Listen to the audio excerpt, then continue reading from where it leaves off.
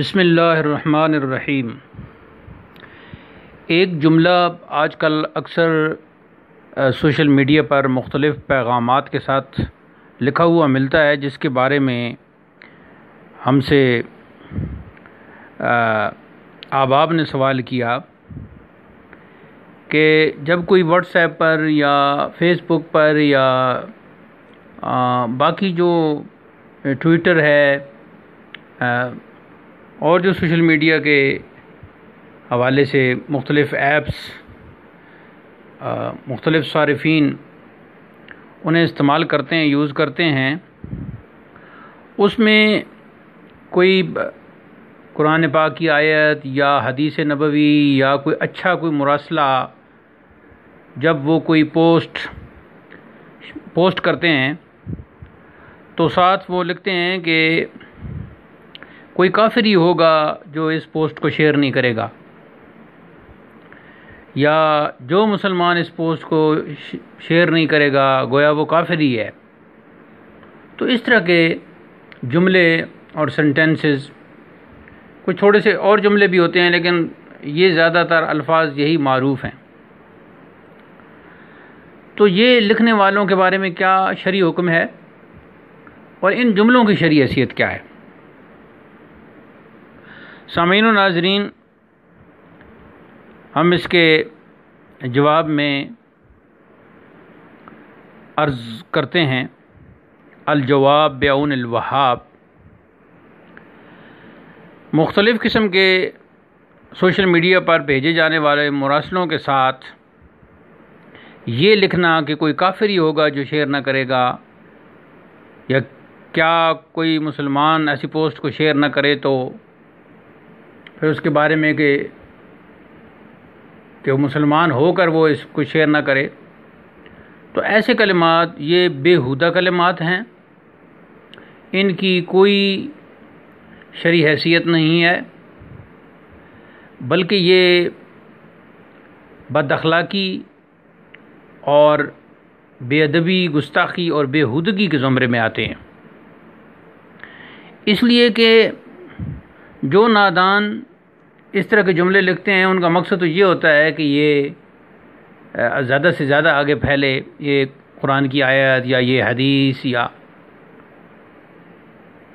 تو اندر ان کی نیت تو اللہ تعالیٰ بہتر جانتا ہے، ہمیں بھی سمجھ آتی ہے کہ ان کی نیت یہی ہوتی ہے کہ یہ سلسلہ زیادہ سے زیادہ پھیلے اور اس کا ابلاغ ہو، مگر ابلاغ کے لیے اس قسم کے جملے اختیار کرنا اور وہ ساتھ لکھنا کہ کوئی کافر ہی ہوگا جو انہیں شیئر نہ کرے، تو یہ سراسر غیر شرعی جملے ہیں، اور نہ قرآن نے ہمیں اس طرح کا